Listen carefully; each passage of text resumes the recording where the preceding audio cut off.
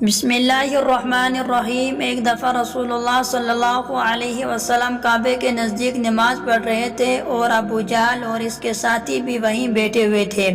تو ان میں سے ایک نے دوسرے سے کہا کہ تم میں سے کوئی شخص ہے جو قبیلے کی جو اونٹنی ذبح ہوئی ہے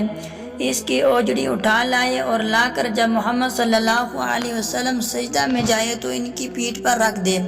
یہ سن کر ان میں سے ایک سب سے زیادہ بدبخت آدمی اٹھا اور وہ اوجڑی لے کر آیا اور دیکھتا رہا۔ جب آپ نے سجدہ کیا تو اس نے اوجڑی کو آپ کے دونوں کندھوں کے درمیان رکھ دیا۔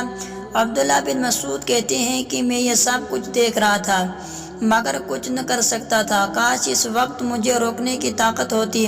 عبداللہ کہتے ہیں کہ وہ ہنسنے لگے اور ہنسی کے مارے لوٹ پوٹ ہونے لگے، اور رسول اللہ صلی اللہ علیہ وسلم سجدہ میں تھے، بوجھ کی وجہ سے اپنا سر نہیں اٹھا سکتے تھے، یہاں تک کہ فاطمہ رضی اللہ تعالی عنہ آئی اور وہ بوجھ آپ کی پیٹھ سے اتار پھینکا۔ تب آپ صلی اللہ علیہ وسلم نے سر اٹھایا،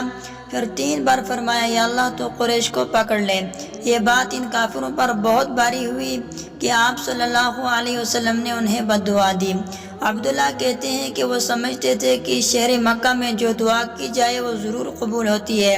پھر آپ نے ان میں سے ہر ایک کا جدا جدا نام لیا، اے اللہ ان ظالموں کو ضرور ہلاک کر دے۔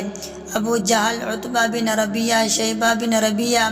ولید بن عتبہ، امی بن خلف اور عقبہ بن ابی معیط، اس ذات کی قسم جس کے قبضے میں میری جان ہے، جن لوگوں کے بد دعا کرتے وقت آپ صلی اللہ علیہ وسلم نے نام لیے تھے، میں نے ان کی لاشوں کو بدر کے کنویں میں پڑا ہوا دیکھا۔